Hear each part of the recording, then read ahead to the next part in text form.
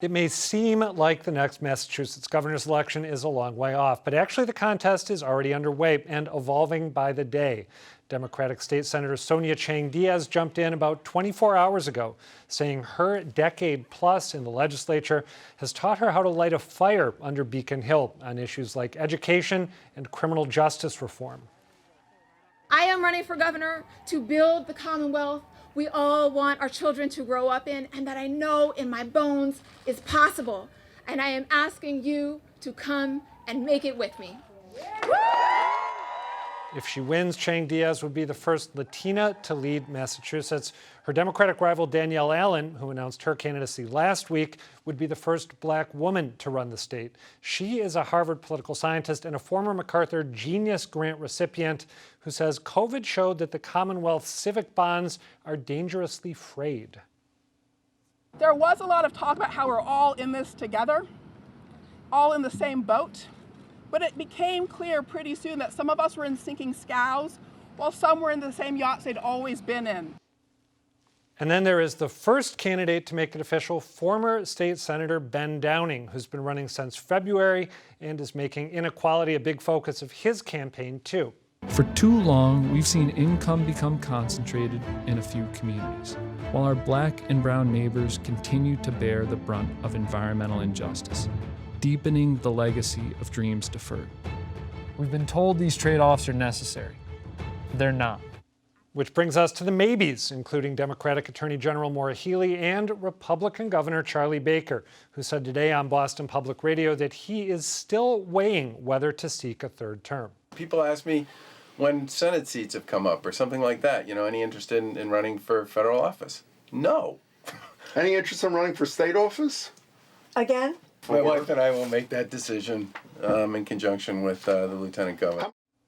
So how long can Baker, Healey, and other possible candidates wait to make a decision? And as things stand now, who's the Democratic favorite?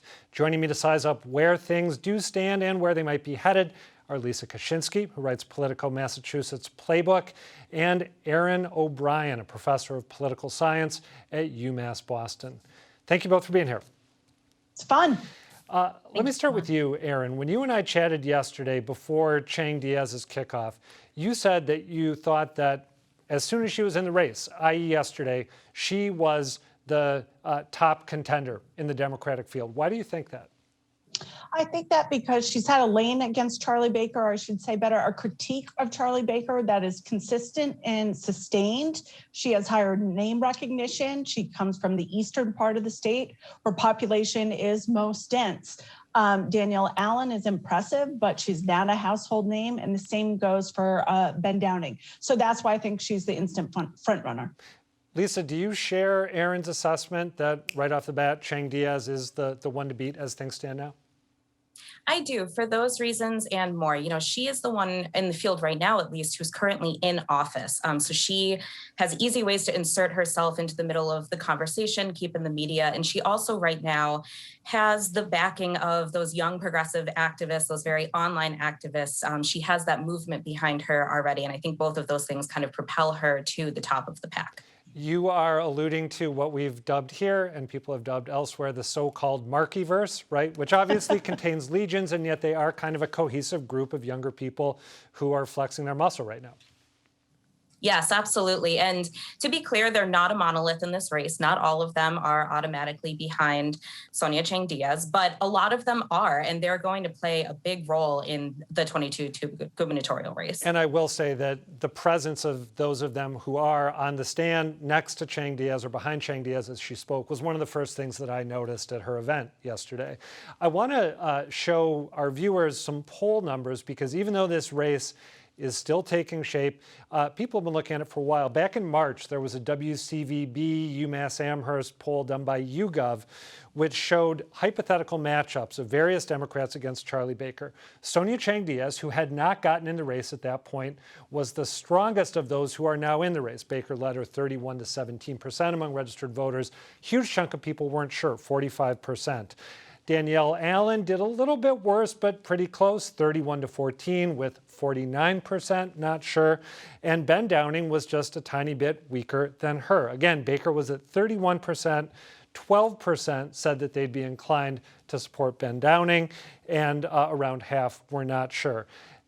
Erin, let me ask you, are those low numbers for Charlie Baker, about a third of the electorate, a little bit less, saying that they would want to back him right now if the election were held?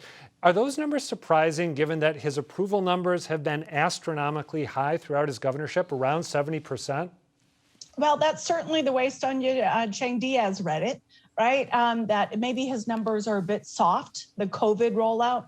But, in almost any race, even if you have a popular governor at this point, especially when most voters don't know those other candidates, I don't put a whole lot, unsurprisingly, I don't put a whole lot of weight in those polls right now. Does it show he might be a little bit soft? Sure. But Charlie Baker is formidable. Even after a problematic rollout of the vaccine, his numbers have come back up. And after his initial loss, against back in the day, he's really shown himself to be popular. So no, I wouldn't read much into those numbers. Though if I was Charlie Baker thinking about running, he's rich. And the last 2 years, year and a half have been really difficult, but I have no insider information there. I don't think those polls are going to dissuade him from running. Both your observations do check out, though. And yeah, that would shape the way I would think it if I were in his shoes. Let's go back to the Dems for a sec. Lisa, what is your sense so far? And I know it's really early. Sonia Chang-Díaz is a known quantity. Danielle Allen isn't so much. Ben Downing is. But what's your sense of, other than demographic details and their resumes, are there clear dividing lines between them on issues and the way they view the world, or are they sort of on the same page? Well, they are all running as progressives, but even within that, there are differences. And there's differences, it is early, as you say, but there are differences emerging already in the issues that they're choosing to pinpoint. You have, Sonia Chang-Díaz, who was really leading into, she made a name for herself with policing reform last year, but also with laying the groundwork for, the Student Opportunity Act, what became the Student Opportunity Act, and other, education and things like that. Whereas Ben Downing is really staking his claim as the climate guy. And Danielle Allen is still formulating her policies, but she's mentioned housing and jobs and transportation as some of the things that she'll be focusing on. So I think that you can start to see the differences in the policies that they're choosing to focus on and stake their claims to early on. Erin, at what point, turning now to the maybes, by the way, I was trying to put that off as long as we could, but think of it as dessert. At what point does Maura Healey, if in fact she's going to do this, have to commit to doing it?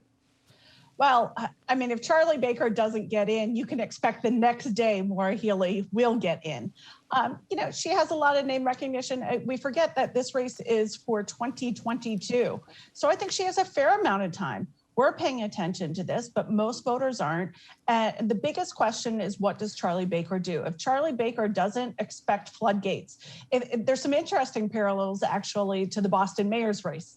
As Lisa was saying, there are a lot of similarities amongst these candidates, but once Marty Walsh left for the Biden administration, you saw 4 more candidates get in that weren't in when they had to run against the incumbent. Good point. So, there's a progressive soup in the Boston mayoral and in the Democratic governor primary right now. And we do have some very, very early polling on a hypothetical Healey-Baker matchup from that same poll that I mentioned at the outset. And I know that you were saying don't read too much into these numbers right now, but what struck me here is Healey does the best of any Democrat in a hypothetical matchup with Baker.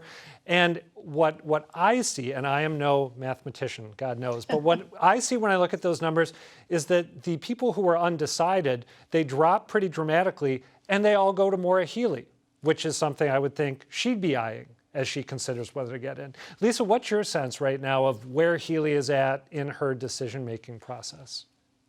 I agree that she's waiting on Governor Baker at this point, and kind of rightly so. She would be the biggest name in the race if and when she decides to go for it. And, she has the statewide name recognition. She has the donors, and there's a sense among Democrats, Democratic circles, that she would be the front runner and possibly the person with the best chance to beat Charlie Baker if he runs again. So, she can take her time with this. Since go ahead, please. Sorry, I want to pick up on a point Lisa said even earlier. I think the one risk that Maura Healey has is if she gets in late, the Markeyverse could say, listen, we're with Sonia Chang-Díaz, and you coming in late is very opportunistic and would rather have a woman of color who has similar policy positions as you. So I think that's one factor that Healey would have to weigh. Yes, she definitely looks better on paper, but ask Joe Kennedy about the power of the Markeyverse. Well, and I will say on that point, and it's a great point, I remember covering an appearance that the Attorney General made on Boston Public Radio a few weeks back, and there were calls in the listener phone-in segment from two prominent members of the Markeyverse who were not happy with her stance on, I'm blanking on the issue. I think it was no-knock warrants, perhaps. Thank you, Lisa, because I think we may have talked about it or tweeted about it. So she may be a tough sell with the Markeyverse if and when she does get in, no matter how long she waits. Yeah, I believe that she is. And I think that that was an indication of, they're going to poke holes in all of these candidates, and rightfully so. Everyone should be challenged on their record. But they've made it clear that even though Maura Healey is kind of the progressive firebrand, that, they're not just taking that in stride. All right, let's wrap up with Charlie Baker and the Mass GOP. Erin, same question for you that I asked, I think it was you as opposed to Lisa, about Healey. How long can Baker wait? When does he have to make up his mind? Till the day before the election. I'm kidding a little bit, but I mean, it's his. Obviously, the Mass GOP in terms of leadership, not line level members, the Jeff Deals certainly do not enjoy Charlie Baker, but they have nowhere else to go, quite frankly, electorally. So Charlie Baker, unlike the Democratic side, can wait as long as he wants. Now, of course, practically, there are filing deadlines and things like that. But those who identify as the GOP in Massachusetts and a lot of moderates want him to run again, and he gets to enjoy his own coattails, if you will. You anticipated my last question, which is for Lisa. Lisa, you've been covering the dysfunction inside the Mass GOP pretty closely. Anti-gay comments, calls for the repudiation of the state committee woman who made those, protestations of cancel culture on the part of Jim Lyons and others, now calls for Jim Lyons to step down. Do you think that whole mess makes it more or less likely that Charlie Baker is going to get a challenge from the right in the mold of, for example, Scott Lively, who ran against him last time, or maybe Jeff Deal? Yeah, I mean, Jeff Deal has already indicated that it's something he's interested in. Whether he ultimately goes for it is yet to be seen.